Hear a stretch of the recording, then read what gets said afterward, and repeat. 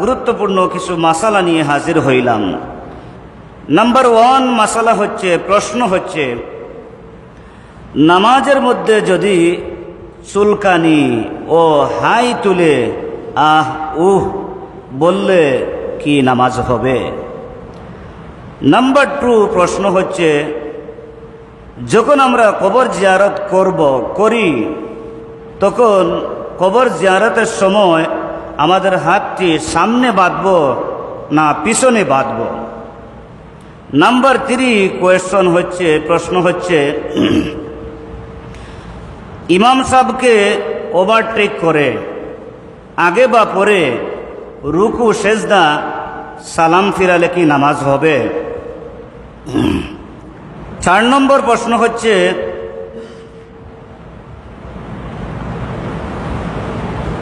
নামাজের মাসালা নিজে আমল না করে অন্যকে উপদেশ দিলে কি নামাজ হবে? 5 নম্বর প্রশ্ন হচ্ছে, আল্লাহর জমিনে ভালো জায়গা কোনটি এবং খারাপ জায়গা কোনটি? 6 নম্বর প্রশ্ন হচ্ছে, তাশাহুদে আঙ্গুল নাড়ানো, আঙ্গুল তোলা, আঙ্গুল নাড়ানোর বিধান কি? 7 নম্বর প্রশ্ন হচ্ছে, নামাজে মহিলাদের কতটুকু পর্দা করতে হবে? কতটুকু পর্দা করে মহিলারা নামাজ পড়বে? উপস্থিত মুসল্লানে কেরাম, এখন আমরা এই প্রশ্নগুলোর আলোচনার সাপেক্ষে আমরা এই প্রশ্নগুলোর উত্তর আমরা জানব। নাম্বার 1 প্রশ্ন হচ্ছে, নামাজের মধ্যে যদি চুলকানি অথবা হাই তুলেন, হাই তোলার পর যদি আমরা আহ উহ অথবা চুলকানি শুরু হয়েছে, আমাদের সিলেটি ভাষায় বলে খাউজাইলাম, এখন কি আমাদেরকে নামাজ হইবে?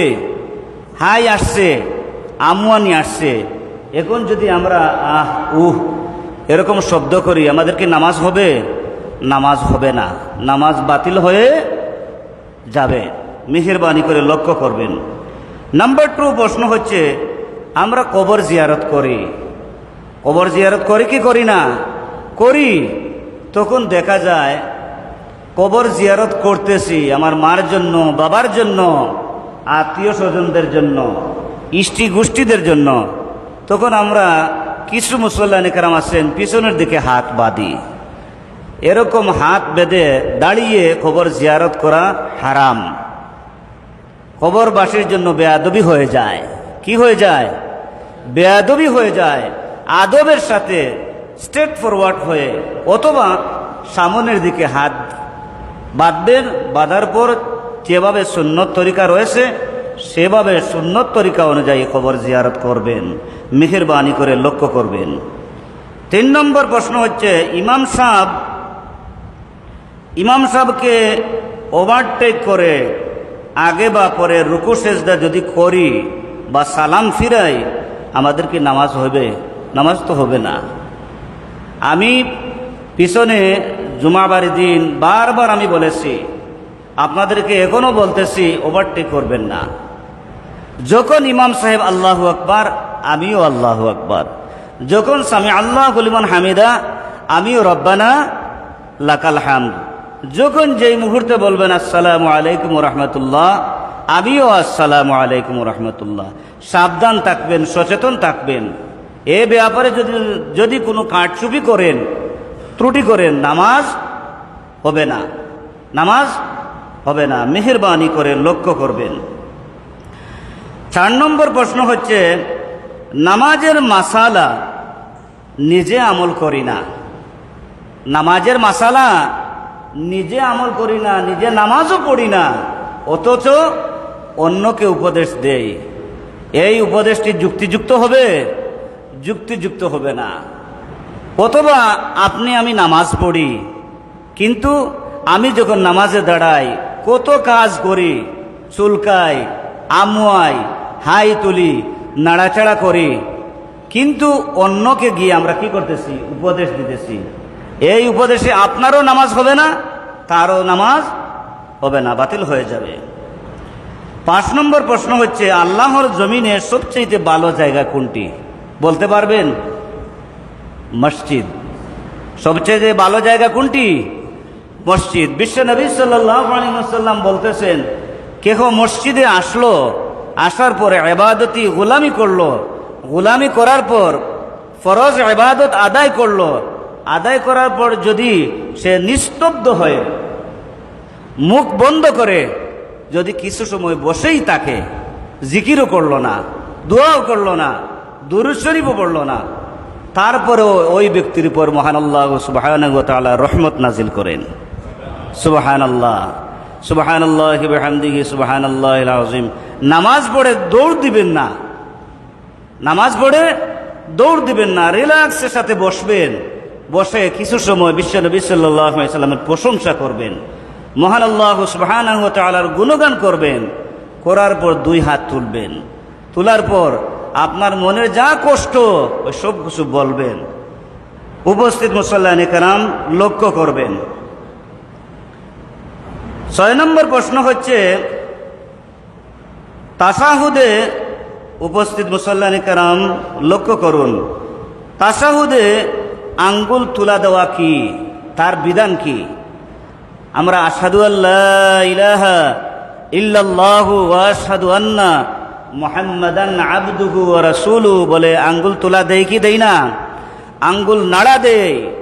বিশ্ব নবী সাল্লাল্লাহু আলাইহি ওয়াসাল্লাম বলতেছেন, আসাদ্দু শাইতানি মিনাল হাদিদ, যে ব্যক্তি তাশাহুদে আঙ্গুল তুলা দিল, যে ব্যক্তি তাশাহুদে আঙ্গুল তুলা দিল, নাড়া দিল, শয়তানকে লোহার হাতুড়ি দিয়ে মারার কষ্ট পায়, তাশাহুদে আঙ্গুল তুলা দেওয়ার পর শয়তান দ্বিগুণ কষ্ট পায়। কইতানানি সুবহানাল্লাহ। তাশাহুদে আশহাদু আল্লা ইলাহা ইল্লাল্লাহ বলে আঙ্গুল তুলা দিবেন, এই তুলা দেওয়াটা হচ্ছে সুন্নত, এই তুলা দেওয়াটা হচ্ছে সুন্নত, লক্ষ্য করবেন মেহেরবানি করে। 7 নম্বর প্রশ্ন হচ্ছে নামাজে মহিলাদের কতটুকু পর্দা করতে হবে? পর্দানিশী মা বোনদেরকে বলছি মেহেরবানি করে লক্ষ্য করুন, আমরা তো নামাজ পড়ি, আপনারা তো নামাজ পড়েন, কিন্তু তাড়াহুড়া করে নামাজে তো আপনারা দাঁড়ান, দাঁড়ানোর পর দেখা যায় মহিলাদের অঙ্গ প্রত্যঙ্গ দেখা যায়, যদিও স্বামী দেখতেছে, ছেলে দেখতেছে, কিন্তু নামাজে যদি 2টা অঙ্গর পর যদি অন্য অঙ্গ প্রত্যঙ্গ যদি দেখা যায়, তাহলে ওই পর্দানিশী মা বোনদেরকে নামাজ বাতিল হয়ে যায়, ওই পর্দানিশী মা বোনদের নামাজ বাতিল হয়ে যায়। 2টি অঙ্গ খুলে রাখবেন। কয়টা অঙ্গ? 2টা অঙ্গ খুলে রাখবেন। পর্দানিশী মা বোনদেরকে বলছি লক্ষ্য করুন, একটা হচ্ছে কপালের উপরের অংশ থেকে তুতুরির নিচ পর্যন্ত, এক কানের লতি থেকে আরেক কানের লতি পর্যন্ত ওই মুখমণ্ডলটা খোলা রাখবেন। আরেকটি অঙ্গ হচ্ছে 2 হাতের কবজি পর্যন্ত, 2 হাতের কবজি পর্যন্ত খোলা রাখবেন। তারপরে পর্দানিশী মা বোনদেরকে বলছি অঙ্গ প্রত্যঙ্গ সবগুলো কি করবেন? পর্দা করবেন, হেফাজত করবেন। মেহেরবানি করে পর্দানিশী মা বোনদেরকে বলছি আমল করবেন। আমল করব তো আমরা সবাই ইনশাআল্লাহ। উপস্থিত মুসল্লিয়ানে কেরাম, আমরা যা মাসালা আলোচনা করলাম, মহান আল্লাহ সুবহানাহু ওয়া তাআলা আমাদেরকে আমল করার তৌফিক দিন। আমরা জোরে সোরে বলি আল্লাহুম্মা আমিন। ওয়া আখিরু দাওয়ানা আনিল হামদুলিল্লাহি রাব্বিল আলামিন।